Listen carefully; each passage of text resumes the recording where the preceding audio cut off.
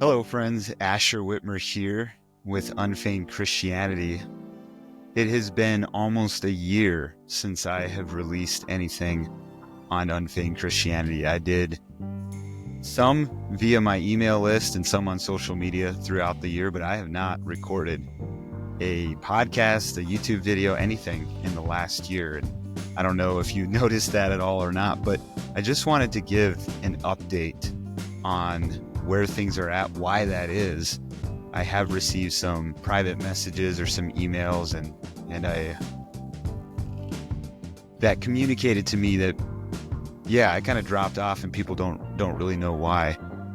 Essentially, a year ago this week, I'm recording this on Valentine's Day, February 14. It's Friday, 2025. A year ago, February 14, it was a Wednesday, and I was taking my boys to Pueblo. Every Wednesday we take them in. There's a homeschool co-op that they're a part of with a private school there. And I took them in, and essentially, to make a long story short, my day in Pueblo, first of all, I don't remember much of it. And then secondly, what I do remember of it, I later discovered was just like fantasy. So let me dive into it a little bit more and just explain. The end of January last year, January 31st, 2024, I came down with a horrible flu. Me and our family, some of my kids came down, but basically this flu stretched out. I had a fever for 3.5 days. It stretched out for our whole family, stretched out for about a 10-day period. We were incredibly sick. And towards the end of that, my wife had gotten sick and I was getting better and I was starting to feel better. And I remember on February 9 was the most clear day of the whole month. In fact, I'll just tell you now, most of February of 2024, I don't remember. I can't tell you what happened, what I was doing on a specific day. February 9 was very clear. The reason the week before that or the 9 days before that I don't remember is because I spent most of it sleeping. I was sick and sleeping, had a fever for 3.5 days. And then when I didn't have the fever, then I was incredibly congested and it was a miserable start to February. And then as I was getting out of it, my wife was having her fever and struggling. Something started happening with me that I didn't realize anything was going on until about a week later. My work reaches out to my wife because I wasn't showing up at meetings and they were wondering if I'm okay. And I'm confused because I thought I was showing up. Now understand I work remotely, so our meetings are virtual. But that led to my wife, it kind of confirmed to her, as she tells the story, like there were some things that were already, some conversations we had that didn't really make sense to her. And that got the ball rolling as far as getting my health checked out. And the long story short, there was this significant, mysterious health issue. Coupled with that, so part of what my wife was noticing and kind of getting a little irritated by was I was sleeping a ton. I would sleep later into the morning than I normally do. I'd get up, I'd go down to my office and work and kind of be down there till supper, which wasn't abnormal because my schedule was super full. I was in Bible college, I was working full-time, I was doing some freelancing on the side, I was blogging and writing full-time, plus I'm involved on the leadership team here at church. So just a bunch of different stuff. There's often, if I'm not working, maybe I'm squeezing in some homework study or a blog writing or something before supper, and our schedule just was not healthy. So it wasn't abnormal for me to be in my office most of the day, but to never show up for lunch break or for anything like that was abnormal. And then I would come up and eat supper with the family and then go lay on the couch and sleep all night. Like 7 o'clock, I'd fall asleep and then just sleep till 7 the next morning. And so that was kind of bothering her. People started making some comments about my weight. And that's one of the things I kind of remember from February was a friend making a comment about my weight, and I was like, I don't think I've lost any weight. I was sick for a while. Maybe that's making me look a little hollow. And I distinctly remember kind of around Valentine's Day standing on the scales. And so just a little backstory. At New Year's Day of 2024, I weighed 170 pounds. And for a guy that's 5'9", I was like, man, this is ridiculous. I'm getting a little chunky here. And so one of my goals for the year was to start. I frequently get some form of aerobic exercise, but was specifically to tone in my body a little bit more. And so I bought this app that has a series of workouts that's tailored to your body and your diet and everything. And it's all body weight exercises. And so I'd started doing this and all through the month of January and coupled that with running. And a few weeks later, I stepped on the scales and I was 174 pounds. And I was like, what the world? Like, I'm trying to go the other way. Even if I'm not losing weight so much, I just kind of wanted to get tone, which I don't know how you determine that exactly. But anyways, I remember by January 28th, weighing myself again, and I was at 172 pounds. So it had started to go the other way. Well, around February, let's say February 16, I don't remember when it was exactly, but we'll just kind of give a little, that's still, 3 days, that's like 19, 20 days. I had stepped on the scales and I was down to 158 pounds. So I dropped 14 pounds in 20 days, less than 20 days. And I just remember being stunned, just like, what the world? Like, how does that happen? My weight doesn't fluctuate easily. I have to eat a lot to gain weight, and I have to really work out and not eat a lot to lose weight. I'm typically fairly steady throughout my adult life and my youth.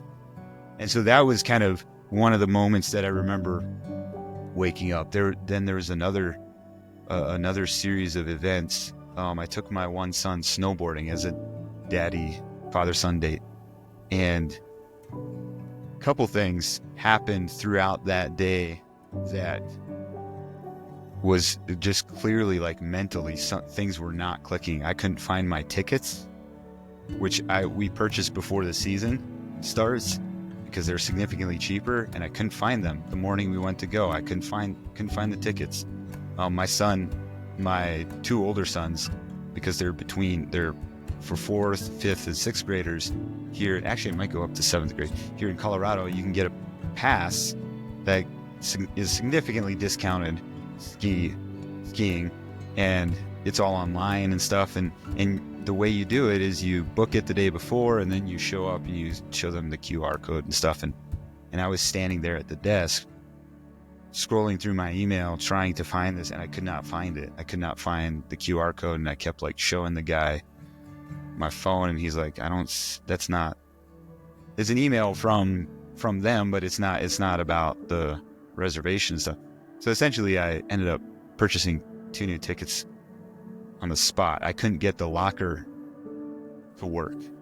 It's very simple. I've done it many times, and for some reason I couldn't get the locker to work. And then probably kind of the biggest piece, 2 biggest pieces, is I thought I saw like 3:30 on the clock, and I asked my son if he's ready to go home, because he was kind of having a rough day a little bit, and I was like, well, we can go till 4 till the list closed, or we could head out now. And he's like, I want to head out now. And so we packed up and we hit the road and started coming back. And then at some point we're looking at our clock, and the clock in the van says 1:45. And it was so weird. It's like, I know I saw 3:30.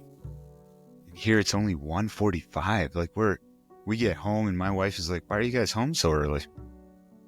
The next day, within a day or two, I could barely remember that whole day. I wouldn't have, like, it felt like this distant dream if it wasn't for the fact that we happened to take a selfie, and I'm looking at the selfie and it's like, well, we actually went snowboarding, but I couldn't remember much. Really, the only things from the day that I can remember are those specific things where something, an event was triggered that made me realize, like, boy, something is not going well mentally. Somewhere in there, I preached a sermon at our local church. You can still go online. The February sermon where I'm preaching, it's there. I see it. I've watched it several times and am just stunned because I have absolutely no memory giving that sermon. I watch it over again and it feels weird. I cannot describe the feeling of, I have no memory. I shouldn't say no memory, like there again, I have a vague memory of being up in front of people, but it was like a couple things. I preach once a month regularly, and so I just couldn't really remember if that was a dream, like was I dreaming about preaching again? What I preached on was something I was planning to preach on, so it's not like things were really crazy. Because I know what I had wanted to say in that sermon, when I'm listening to myself, I'm like, oh my, like you can tell I had not really prepared for it. Like I just literally kind of got up and went off the sermon based on what was in my heart and what I had already thought about. But I have no vivid memory of actually presenting that sermon. And it's just super weird. All of that is just an example of some stuff that was going on around the 21st of February last year. We started a series of testing, went to the doctors and spent really a month and a half doing different testing, getting referrals, checking out both the medical side and the psych side of the brain and like what's going on. Nothing was showing up. Had an MRI done. Nothing was showing up. My doctor, when we went in for the first time on February 21st, my doctor said, go home. And, well, even before this, my job had relieved me, and they were extremely generous with us in covering for us, covering for my role in the company, but then even helping financially in an extremely generous way. And they said, just take time to go find out what's going on. Whatever doctor's visits you need, whatever, like, go take time. A couple days later, go to the doctor, and she's like, go home and just sleep. Like, just, if you feel like sleeping, just sleep. And so I did that. Everything came crashing to a halt. Like, no more blogging, podcasting, none of that. I had already kind of dropped the ball on that because I was in this kind of loopy, out of it state. I'm grateful for everything else that I did without being aware of it. I'm grateful I wasn't producing podcasts and blogs and stuff. It's like, oh my, like who knows what would have happened or been done. But I had been planning to release the Live Free course in March. And so all of that came to a halt. Work came to a halt. The leadership team here at church relieved me, said, hey, take whatever time you need to figure out what's going on. And I literally spent about a week to 2 weeks just sleeping. I would sleep 12-hour nights, wake up at 11 in the morning or something and be awake for a couple of hours and then just be tired again and sleep for another couple of hours. I was getting like 14, 15 hours of sleep a day for a while. And to the point where like, for me, part of what felt weird was, so I had this week to 10-day period in February where I was doing stuff. I had a lot of energy and all this stuff, but I was unaware of what I was doing, or I was seeing things. Like, there were even some conversations that I vividly remember having with people. And that was another piece that kind of woke us up. So like, something's wrong. And then later I'm messaging them and realizing that the way they responded, they're like, I don't know what you're talking about. And be like, didn't we have a conversation around this?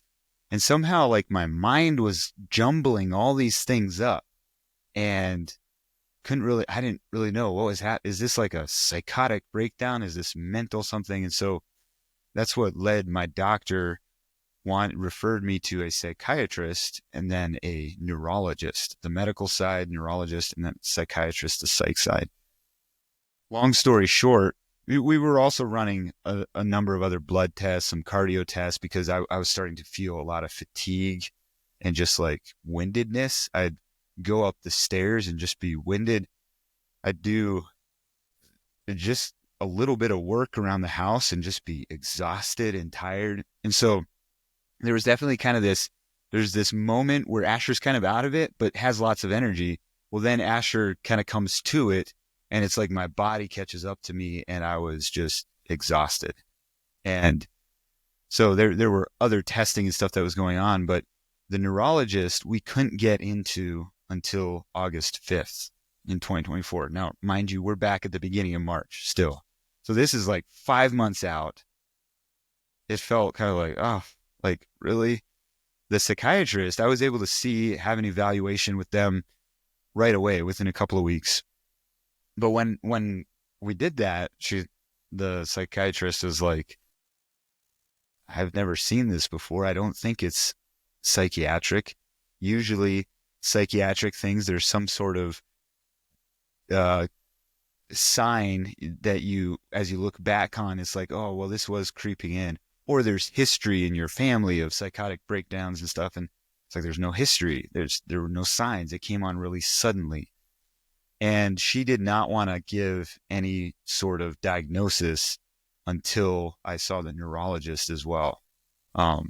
She was like, if this happens again, then certainly come back in. We can kind of help you learn how to navigate it and so forth. But she didn't think it was related to psychiatric breakdown or anything. Well, that kind of left us. So we get to April and we've done a host of testing. We've seen a couple of different doctors and they're just kind of baffled what's going on. And so I'm heading into April and into the summer clueless. By April, I was starting to work again, at least part-time. My energy level was back up enough that I could do that. I wasn't sleeping near the hours that I was for a couple of weeks there, the end of February, beginning of March. But there was still tremendous fatigue. I even just working and not doing all the other stuff. I had backed out of Bible college, like everything had come to a halt. But even just working, putting in 5 or 6 hours in a workday, I would be exhausted at the end of the day.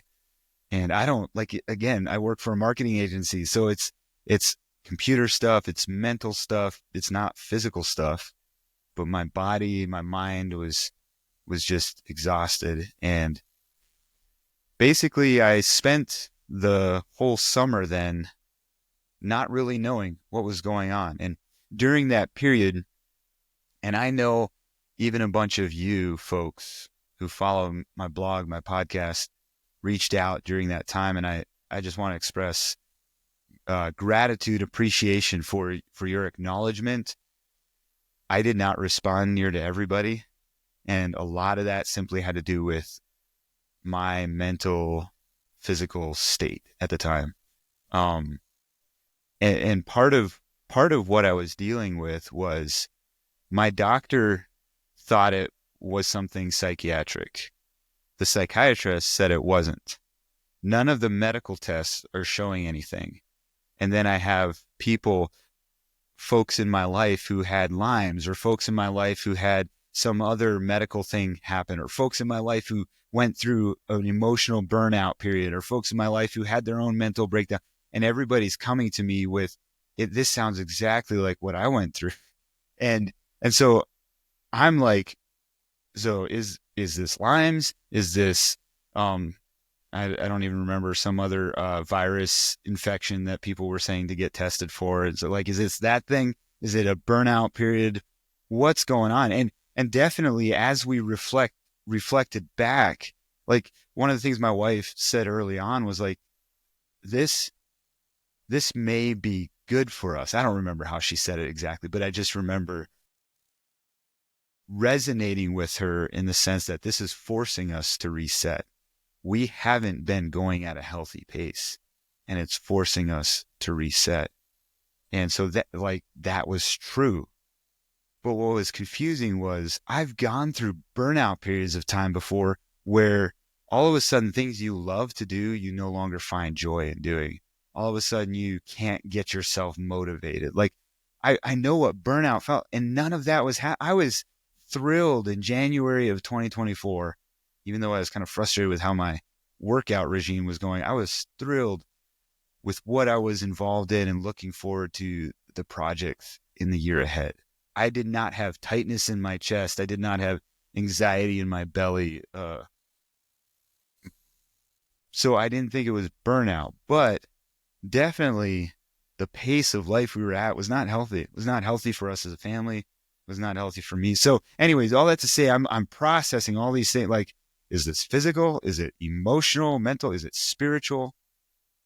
Somewhere in there, we had an anointing, and yet nothing, like none of our testing showed anything. None of our testing.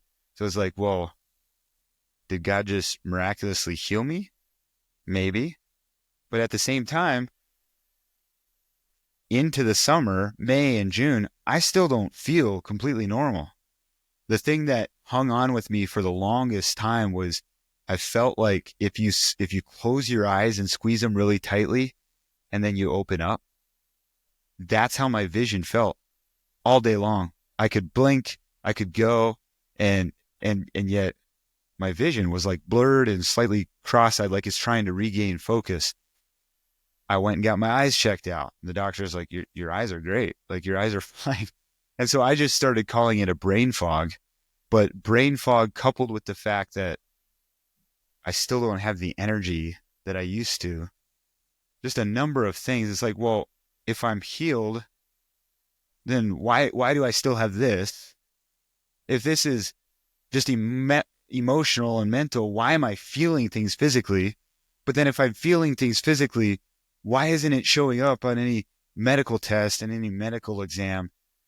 And just a long story short, this uncertainty and mystery led me to some of the darkest moments of my life. I think I hit it well. Obviously, I wasn't public online a whole lot. Through the summer, I did some with the Live Free course, still kind of tried to release that. But that's all, like a lot of that content was prepared ahead of time. A lot of that, so any video released with that or whatever, it's like, that's not me in the moment. But I cannot fully explain. I wrote an article to our Patreon community, which you can check out. I'll link in the description. It is a paid article, but there are 15 lessons that, when the fall rolled around, 15 lessons that I've learned about going through a mysterious health struggle. And 15 is like this huge number, but it's like I'm trying to put into words just the turmoil that something like this puts a person into.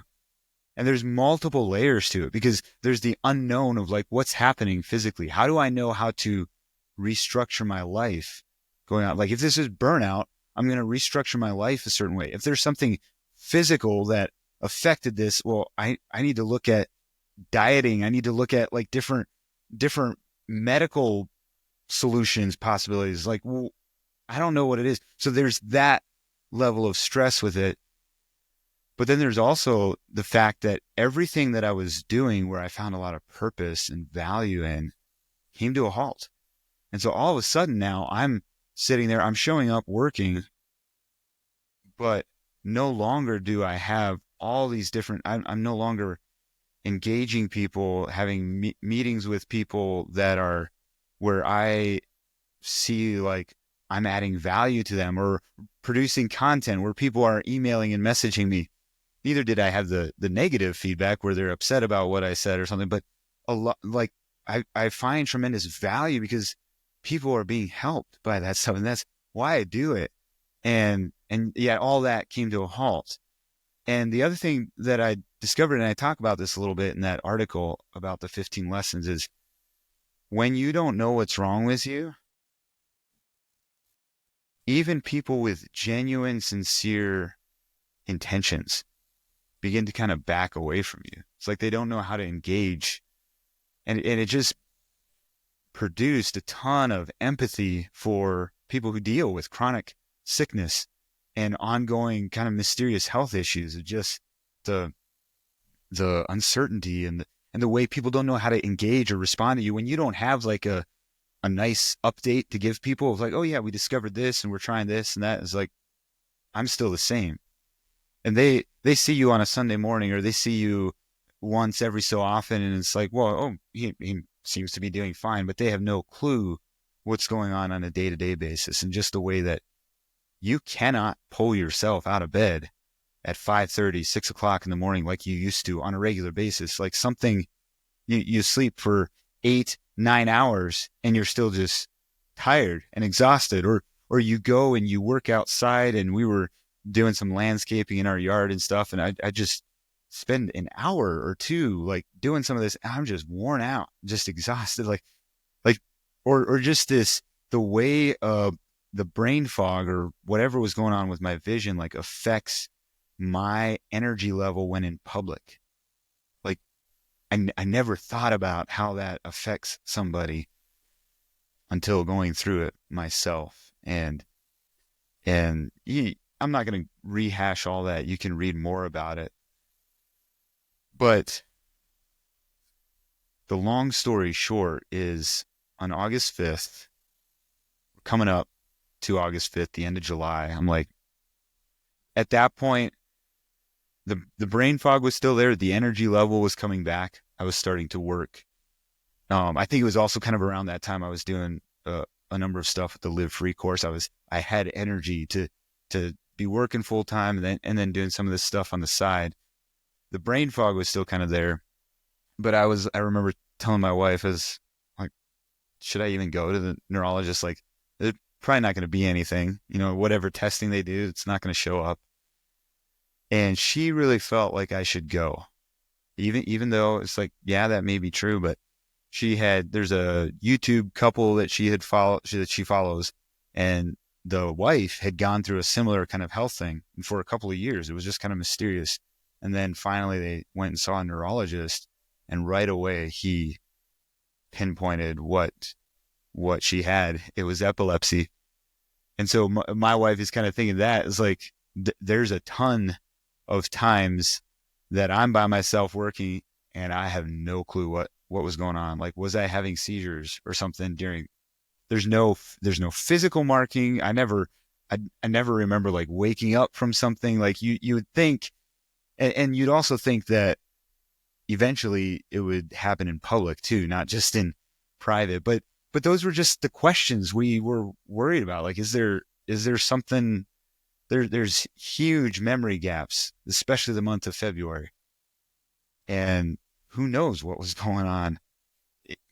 Yeah, was I having some sort of seizure? Even like, and this is the thing with that lady, I think her seizures were really minor, like actually didn't cause her to fall down or anything. So if I'm sitting at my desk and I go into a seizure, like, well, maybe I don't fall at all. Like maybe it's, who knows what's going. Anyways, all of that led us to follow through on going to the neurologist on August 5th up in Colorado Springs. And so we drove up there and we go in, we wait, and finally get into our appointment with the neurologist.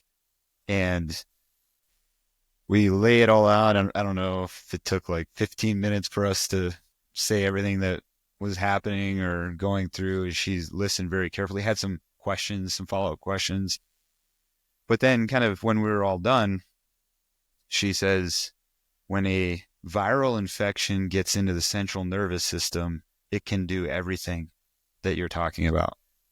The confusion, the mental disorientation, the fatigue, the weight loss, like all of that, memory gaps. But we would have needed a lumbar puncture back in February to know for sure if that's what was going on. Now,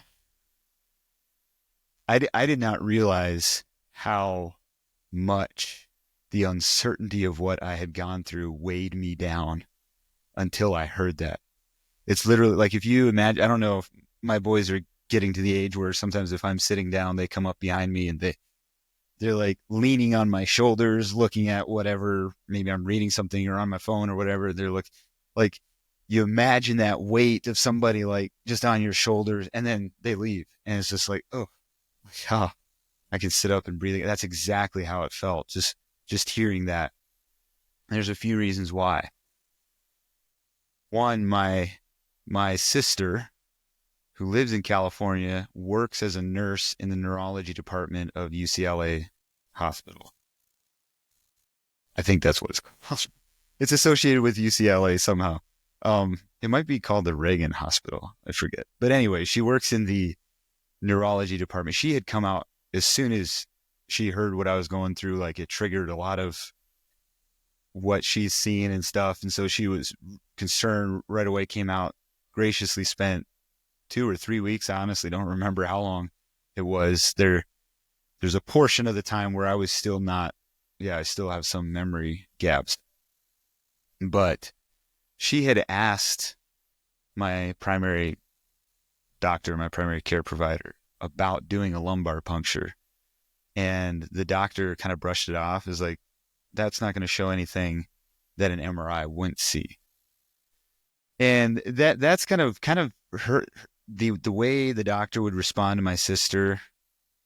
And just to clarify, this person wasn't actually a doctor. It was a nurse practitioner, because all the doctors, the family doctors, it was going to be a couple weeks till I could see them. The nurse practitioner I could see in a couple of days. So we went with the nurse practitioner.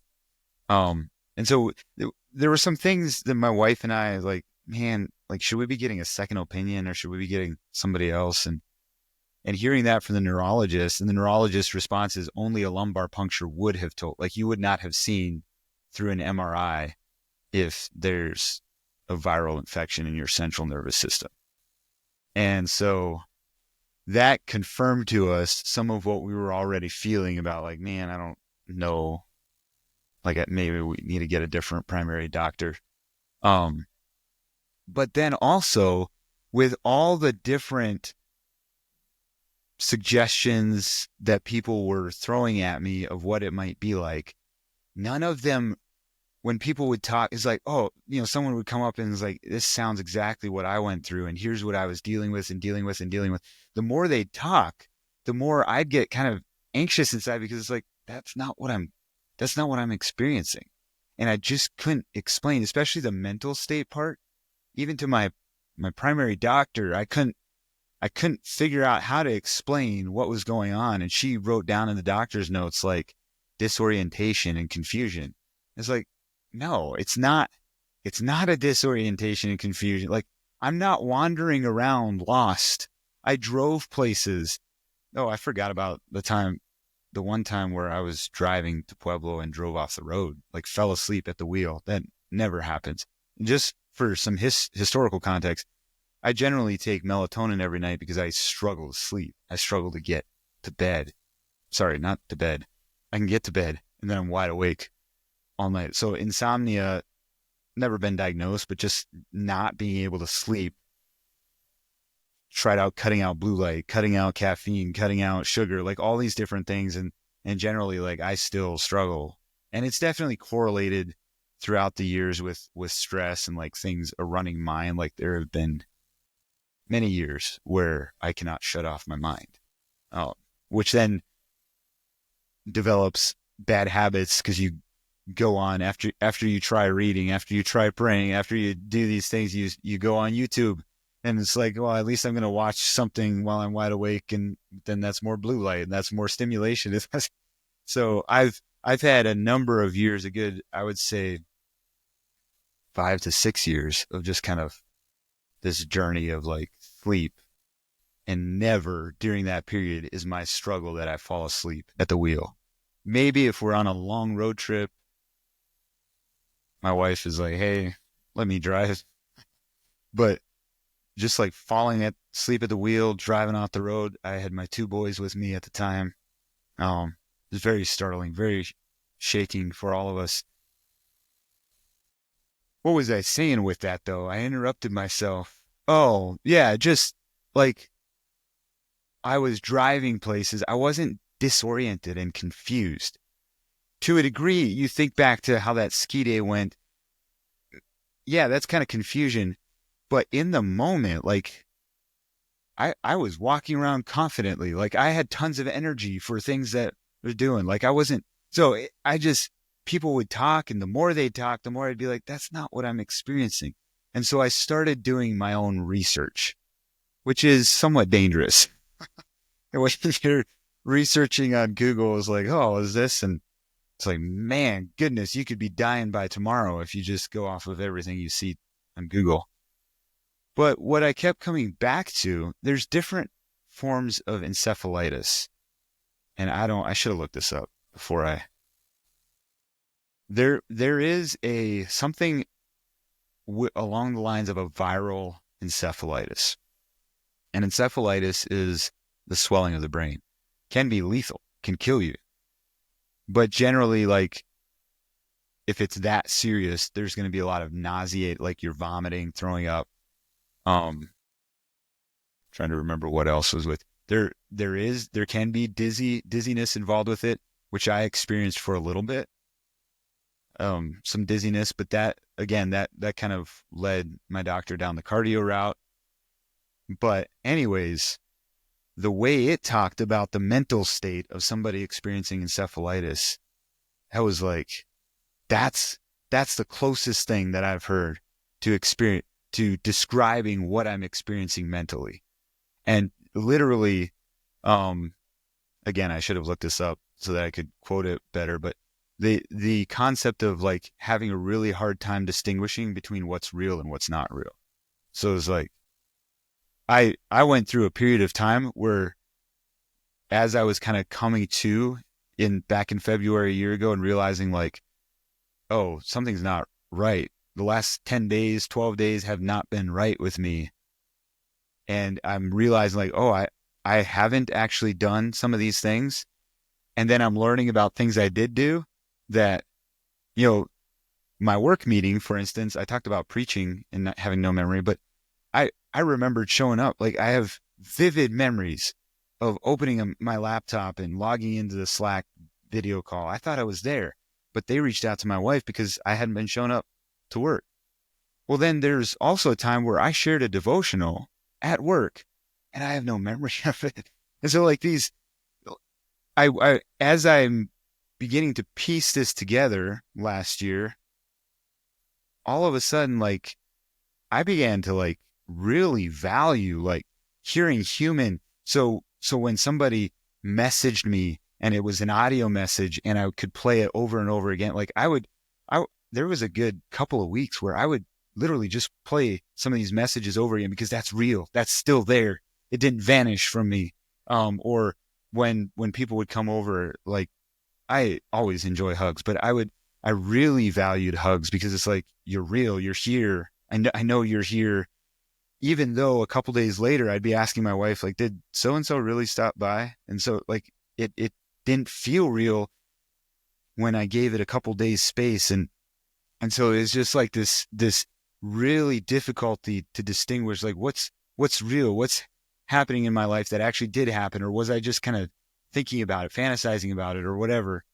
And the way that version of encephalitis was describing kind of the mental state, that's what resonated. I told my doctor that. She's like, oh, but there was a bunch of other stuff that she thought would also be at play. And long story short, that's what the neurologist said happens, is when a viral infection gets into your central nervous system, then you experience something encephalitis, something along that line. This is not very professional. I have my computer here. Let me see it. Maybe this is what meningoencephalitis,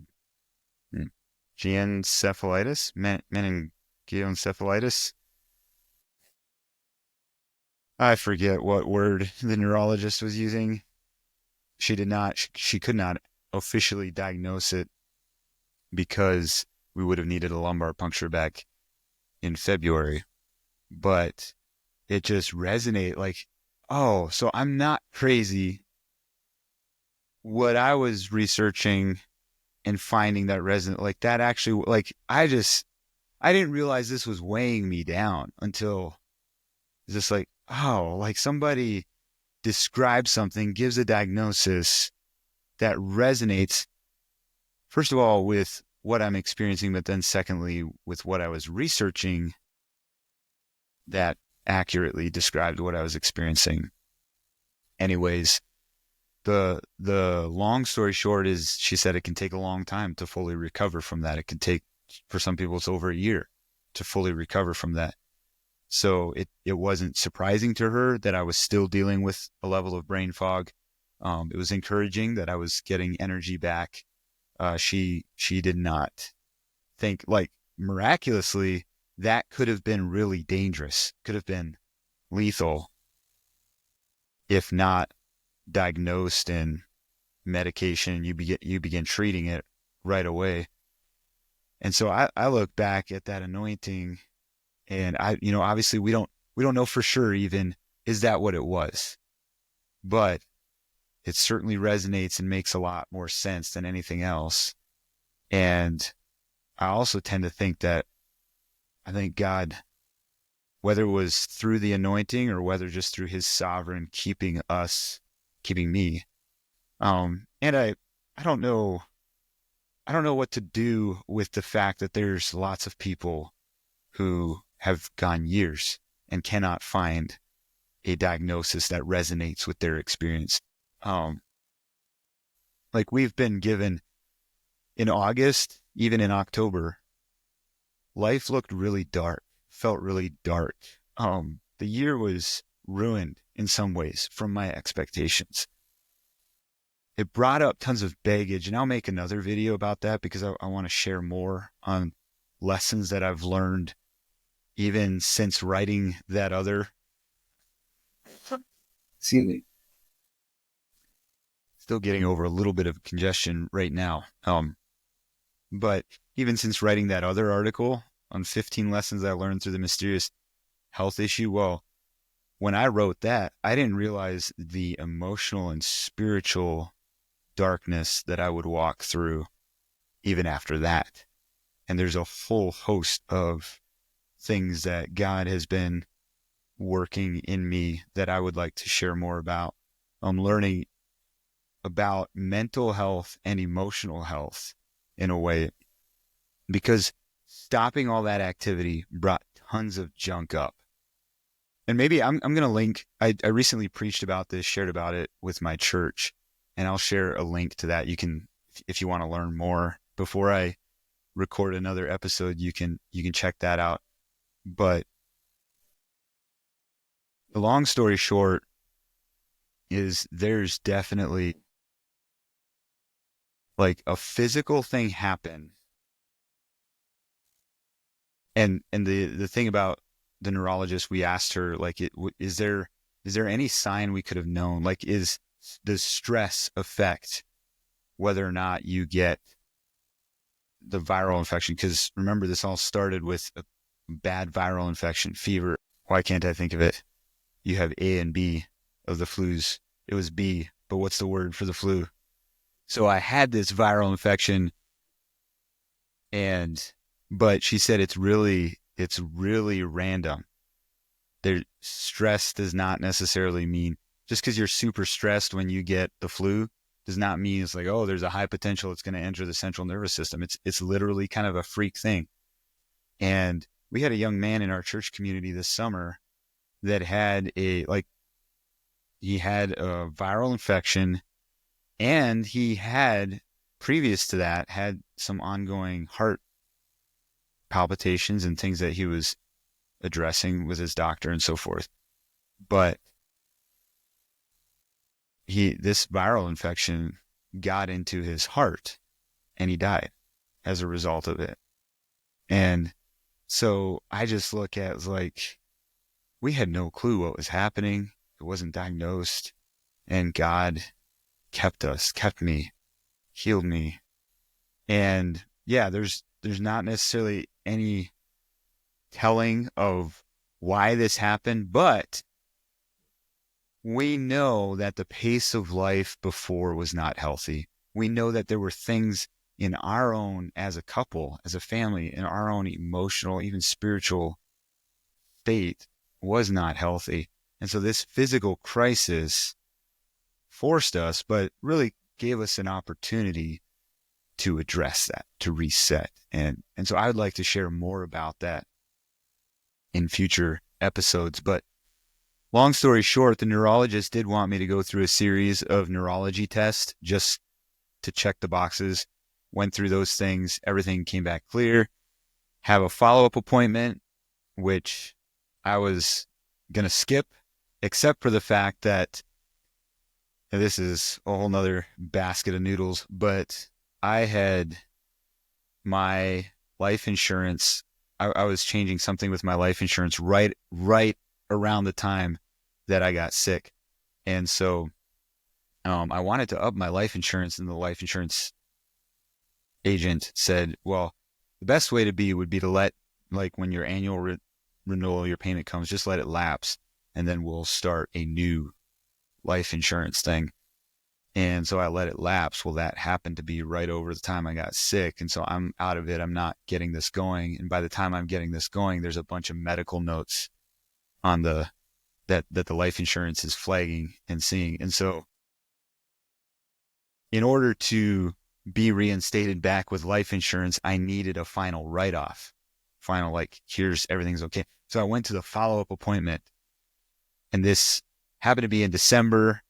The neurologist was busy or out of town at the time. So again, I'm meeting with a nurse practitioner, but all the tests came back clear. So it's okay. It's not like there's any plan that needs to happen. I go in there, it's up in Colorado Springs again. And we're kind of talking about the experience. And then she said, this happened. I had this happen to me 20 years ago. And she starts to talk about her experience, and again, exactly what I went through. And we're in there talking and doing, she went through a series of kind of motor tests just to confirm, make sure everything's good. Nothing new happened since August or whatever. And so we're talking as we're doing these motor tests, and it's like, man, it was probably really scary for your wife. And that's something that I think my wife kind of hid through all of that is, and in recent months we've talked about that more, but there was a decent period of time where I thought I didn't realize anything was going on, but she's observing things like something's wrong, something's not right. And so her anxiety and worry and stress had definitely risen. And that was the thing that, some people thought that I was just like going through anxiety and stress attack or whatever. And it's like, I wasn't anxious about anything. I wasn't, I was clueless to the issues that were going on. It was my wife that was going through that. And so that was just kind of, again, we did it to get the final write-off so that I could get going on my life insurance again. But it was really encouraging to have someone who went through that same thing and be able to talk about it. And the more we talk, the more it's like, oh wow, like that's exactly what I was experiencing as well. For her, it was over a year till she was back to full strength. I would definitely say, like, so back in December when I met with her, that follow-up appointment, I thought I was pretty much back to full strength. I was working and stuff. I would say even in the last month, I have found a new level of energy and strength again, that I didn't realize I would reach to. So I look back, and here we are a year later. God has been incredibly gracious, keeping my health. And I realize there's a lot of people who don't have answers to their health issues, who don't have a doctor that gives a plausible diagnosis and it's like that resonates completely, or someone you can talk to who's like gone through the very same thing and everything's lining up. There's a lot of people that you can kind of commiserate. It's like, well, yeah, there's a lot of overlapping things, but there's some key pieces that just don't quite seem the same or whatever. Not everybody has the journey I've had, And I don't know what to do with that other than just receive the grace of God and the fact that God keeps us. We live in a broken world that is bound by corruption. And so I look at the graciousness of God, and a year later, we can stand back with a level of certainty that we know what happened and have renewed health, renewed energy. Our family got sick again, same week as last year. And so it really kind of triggered some things for my wife. And I was like, here we go again. Thankfully, my wife and I didn't get near sick. All the kids had fevers on and off for about a week. But here we are. Now it's February 14 and we're all back to full health, and I'm with it and have energy. And so the grace of God, but the grace of God also shows up. He showed up a year ago and in April when I'm just kind of very cynical about any medical testing and just kind of like, I have no clue what happened. Yeah, maybe I was just an emotional mental wreck, and that's what caused all the, or in October when I'm starting to reckon with the emotional effects of things I found value coming to a halt, and the baggage that brought up in my life, whatever, like God keeping us through all these moments. And God keeps people. I have friends, relatives who have much more serious sickness that continues to linger. And all I can do now for myself and think about and encourage others with is to rest in the grace of God. This life is not as it should be. God did not want the young man to die this year. He doesn't want families to go through sickness, whether that's a year, a couple of weeks, several years.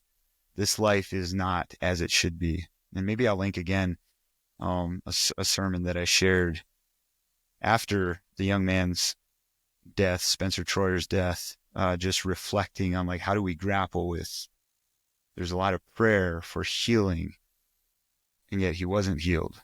Because those are very real questions and I think we need to be careful about just giving flippant answers to. And we say, so I stand here and talk about the grace of God. Well, that means God's grace is not, that God was not generous with us, gracious with the people who lost a loved one or who have ongoing sickness. And no, like God's grace is the oxygen to breathe another day. It is the fact that I'm here right now. Because of my sin, I deserve to be snuffed out, to not have life. I deserve death. But God's grace is holding everything in motion, everything, the restorative process in motion. And I have the space to come to him and to lean on him anew every single day. That's the grace of God. So does the brother down the street who's rebelling against God, and like God's grace is holding back judgment, holding back the final culmination of his restoration, which means for those in rebellion are going to experience his judgment. And so God's grace is holding things in motion. And that means when there is healing and an answer to our prayers, that this temporary healing, because there's still going to be death, this temporary healing has the opportunity to glorify God, to point to his grace.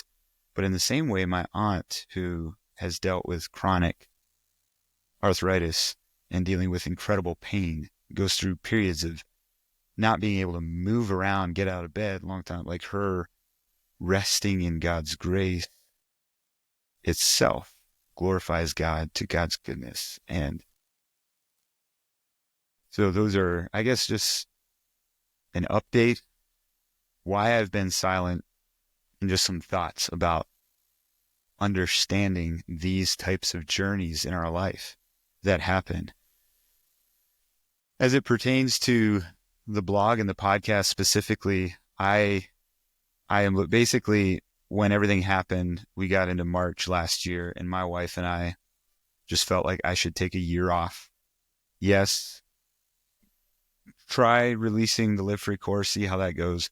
But as far as regular blogging, podcasting, just take a year off. I'd never really taken a year off, and I've been doing it since 2014. So essentially a 10-year period. I don't know. I think I've taken months, like a month here or a month there kind of off, but it's just kind of been going. And so I wanted to take a year off. Well, that year is now coming up. And I'll be honest with you, before Christmas, I wasn't sure that I would blog and podcast again. And then this is, I'll get into this some more later. I'm not going to take a whole lot of more time right now, but essentially I really wrestled with, as I kind of stepped back, I wrestled with knowing whether or not this has added value to the church. There's some things that I'm really burdened about the church, how we engage in politics, how we love other people, theological grounding, emotional and spiritual health, like different pieces. But when you address, and particularly now, if you're in the Enneagram, understand the Enneagram, I'm a strong one, which is the improver. Some people call it the perfectionist. I don't really resonate with that because it's like, I don't know that I'm a perfectionist, but the improver is Ian Crone, I think is his name. He talks about it as the improver. And that really resonated with me. It's like, I think through everything about how we could make this better. I'll moderate a church service and I sit back down and I'm critiquing like how I did that, like how I could have done that better. It's like me at my unhealthy moments is critiquing everything. And I think the value that I bring is that I can think through, continue to improve. But how that plays out in my blogging and podcasting is I genuinely just don't have interest in writing or talking about something that I think we're doing well as a church. It's like, I've even gone through periods of like, man, I wish I could be more like a journalist and just like tell stories and tell like the good things that are happening. I've gotten that critique sometimes. People like, you always talk about what's bad, like talk about what's good. And so I go through periods of like trying to talk about what's good. It's like, I just don't have energy or like I get kind of bored with that. The things that I find myself having energy and passion about, and honestly, I think I do best, is engaging areas of the church and of life as Christians that we can grow in, that we can improve in. The problem is that tends to be where a lot of controversy hangs out. It's, when I see a great swath of the church in America being led astray by Christian nationalism, and it's like, hey, let's study the script. Like, let's put our political commentators on the shelf for a while and let's study scripture together and try to understand like what is the vision that Jesus is setting forth for us. There are some Christians who really don't like that. Even through some posts that I put on Facebook around election this year, like, man, I got some messages and some interactions that from particular people that I was kind of shocked they came by. They do not want, like some people do not want you to step on their toes in that regard or talk about that. And it'll come at it in different ways. Sometimes it's super pious. Like, well, do you think you're at your best when you're doing this? Other times it's a private message or email where, a whole paragraph is in all caps and they're like, I don't know how else to read that other than that they're angry and yelling at you. All that to say that that has had an effect on me, my own mental health, my own emotional health. And I will let the responsibility of that hang awkwardly, because I do think there is a level where people need to be more self-aware and realize their role in affecting other people's mental health. But what my journey has involved is realizing the growth I need even to be able to navigate that. But as I reflect on that, I've wondered, like, so is this doing any good, or am I just creating arguments? People arguing. And that's the thing. A lot of people will point back in 2020, when I was writing about race a lot, one of the things people would bring up is, you're just stirring up controversy. You just create arguments. And that's a fast way to shut down any conversation. But then I keep reading Ephesians and Ephesians 2 and Ephesians 3 is like, man, we have got to be willing to address the ethnic divides in our society, but even within the church, because that is a core piece of the gospel, is that Jesus is bringing together people from ethnic, socioeconomic, and religious backgrounds and bring them together one in Christ as they redeem the old man that is divided to a new man that is one in Christ. Anyways, that's not what I'm getting into here. Before Christmas, I wasn't sure that I would even continue. I wasn't sure if there was anything good happening from this.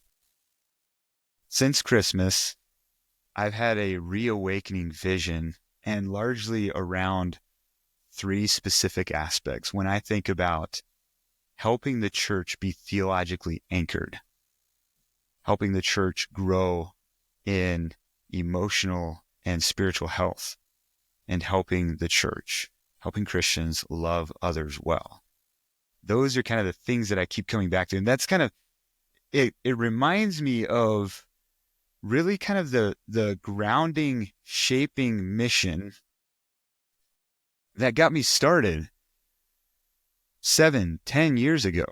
And that is 1 Timothy 1:5, where Paul is writing to Timothy, and he has sent Timothy back to teach and even rebuke because of false teaching, meaningless arguments. And Paul tells Timothy the goal of this instruction is love that comes from a pure heart, a good conscience, and a sincere faith. And I remember reading that verse years ago and just like really read, like, that's what I want my writing, my social media, my podcasting, whatever it is I'm doing, preaching, discipling my family. Like, that's what I want, that we grow in a love that comes from a pure heart, a good conscience, and a sincere faith. So having said that, that along with the lessons I've been learning in even deeper healing, I've realized from my own journey and things I'm learning, I've realized that I'm missing some things. And so I've had a reawakening vision of getting back into this work. It most certainly is going to be at a slower pace than what I had done before, but I do believe I will be starting some things. And I just wanted to start with this update, over an hour here. I don't even know if you find it interesting, but I just kind of wanted to say, just kind of put it out there. A year ago, I was pretty cryptic when I first mentioned that I was going through some stuff, and for a number of reasons. One is we just didn't know what was going on. But there was also this aspect of I didn't know how to talk about the mental stuff that I was going through. And I felt foolish. Like, I felt embarrassed. How is anybody going to ever trust anything I say or do again? It's like, well, is Asher's going through some psychotic breakdown. And I guess I feel a little bit more stabilized now that it's a year later. It's like, oh, well, that's not happened again. We've got some answers for why that happened. And so that's kind of why I wanted to share. People have messaged, emailed, or even face-to-face had some conversations like, oh yeah, what happened with that, or what was going on? So I wanted to come on and share what the journey has been like in the last year and kind of where I'm at. And you're going to start seeing more content from me again. Some of this stuff, like some of what I'd like to do is just even clean up my blog. Like, I have over 500 blog posts on there from the last 10 years. And it's like, I know that there are some blog posts on, well, first of all, I used to kind of use it as, when we lived in Thailand, I used it as a place to update. So I might just remove some of those update things. But I also have seen blogs come across, every now and then I'll check like the stats, like what's still going, what are people finding and reading, and I'll see like a post is like, oh, I forgot about that post. And I'll go and read it and be like, oh my, like, I'm not sure I agree with myself. And so just realizing like there's kind of an evolution. On one hand, I think it's okay to kind of let that be there and people can see and discover. The other thing though is I don't think you can see the dates on my blog post. So if I share something on Facebook that I may have actually written 5 years ago, but people think I wrote it right now. So that kind of, because I've had that a couple of times where I would share something on Facebook because I just wanted to kind of reshare the post. And then somebody, because I think it still has value, but somebody responds as though I just wrote that, as though I'm just like thinking through it. And it's like, whoa, sorry, like I actually wrote this 6 years ago or 8 years ago. You're right. That's a fair critique. I could add that now, or I could, whatever. Or they'll write to me and tell their whole big story, and I'll be kind of like, where's this coming from? And then I realize, oh, they're responding to a post that I published a number of years ago. And so, yeah, all that to say that one of the things you're going to start seeing is cleaning up blog posts, developing a better system for viewing archives and knowing where in the grand scheme of time those particular posts land. I'll probably also revise even the feel and the theme of the blogcast visually, layout wise, and so forth. We need to update family pictures, stuff like that. Like you'll see some of those changes. They'll come in time. A lot of ideas of resources to produce, blog posts to write on, but I'll tell you more about them. You'll see them as they come. My question is to you, and I just say this honestly, if you're still listening, then you're someone who appreciates this work enough to listen to an hour and 10 minutes. So I guess my question would be for you is, do you see value in this work? And I'm not asking that for a pat on the back, but just kind of for an orientation of like, where does this fit into serving the church well? Because that's been the goal. Is this something the church is helped by? And I was not going to get into all this. Maybe I'll do another episode about this. Like I have just an example of a way that I've had to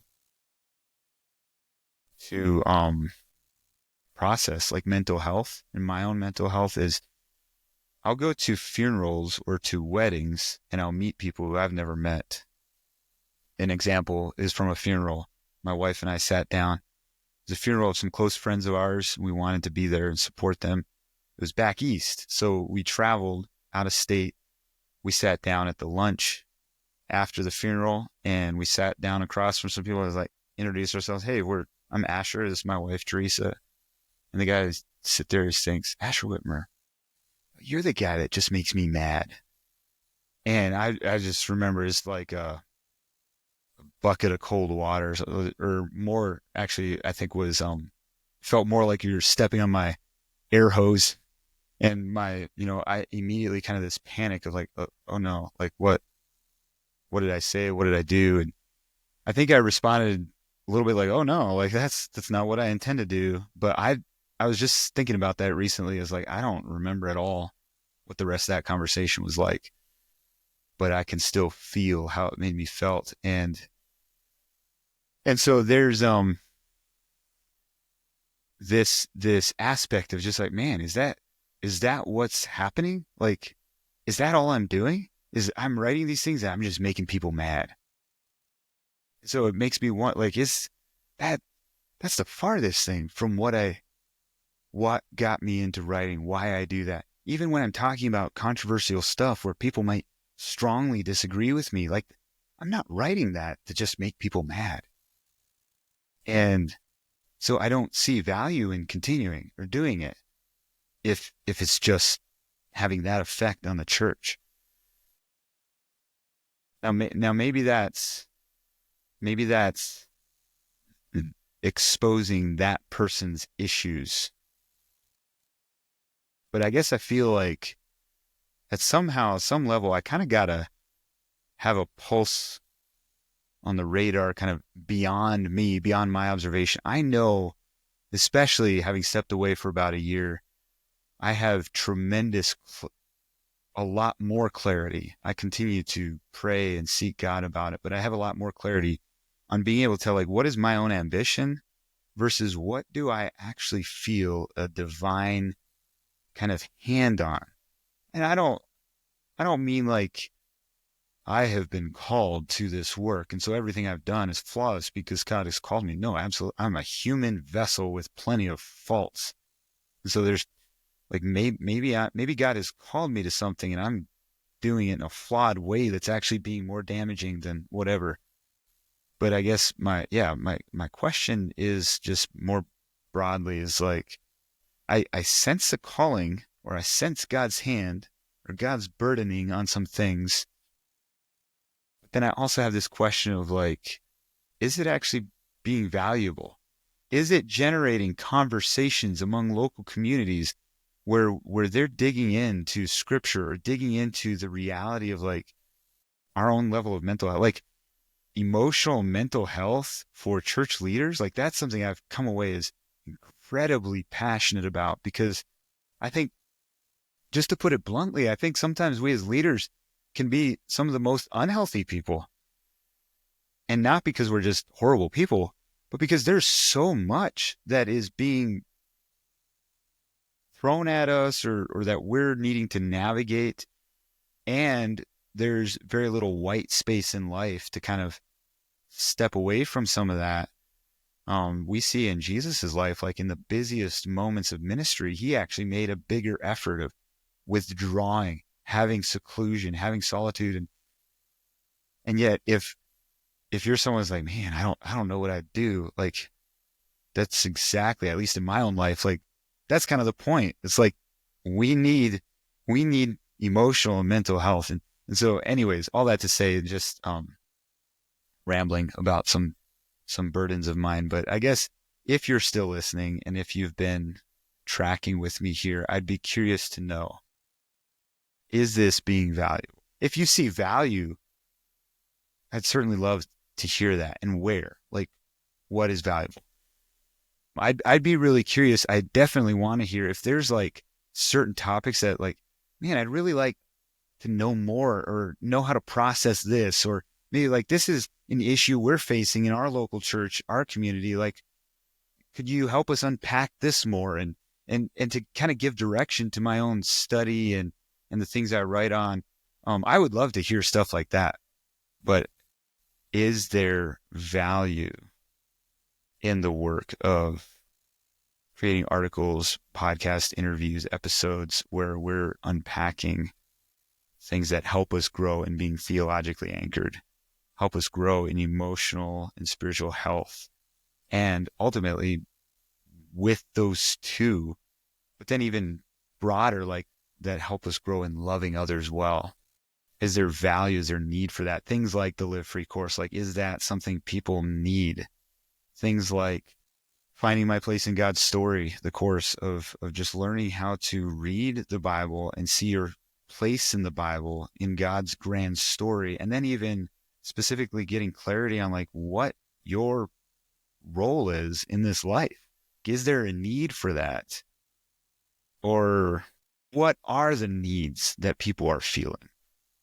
How can we serve the church and Christians more effectively? I guess those are my questions. Anyways, I've been rambling enough, and I will sign off there. And thank you so much for being a part of this work. One of the things I just want to say is I just want to vocally, publicly acknowledge, there's over 100 of them, so I'm not going to list everybody off, but the Patreon members who stayed members in the last year. I thought for sure if I'm not producing anything, people are going to drop off, but they stayed members, and that helped tremendously with our finances in the last year. Just the fact that we were able to maintain that revenue, that income. So I just want to acknowledge that. They haven't, like I said, they got one post back in September or October. I forget when I published that, and I realized there have been some people who dropped off. There have been some people who joined in the last year, even though I'm not promoting it or doing anything with it.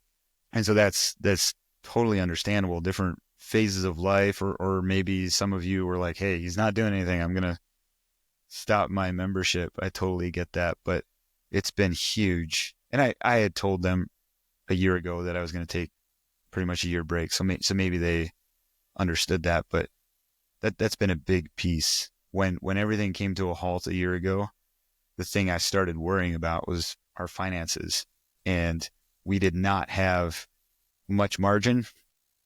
And long story short, where we stand today, we actually have more margin than we did a year ago. Not a lot more, but some of that is just because we didn't do much this year. We did manage to get a fairly significant trip into taking some reunions and a work event and stuff. So that was fun. But thank you to those Patreon members that remained members. There's going to be more activity, more content developed. Actually, I'm recording this. I will probably have done an update to Patreon members before this one comes live. So I'll share more input and feedback there as well. I'm just brainstorming and thinking and dreaming about ways or how I can serve you all better, because that is really my vision, that we can grow in love that comes from a pure heart, a good conscience, and sincere faith. And I believe part of how we do that is by focusing on growing and being theologically anchored, emotionally, spiritually healthy, and that enables us to love others well.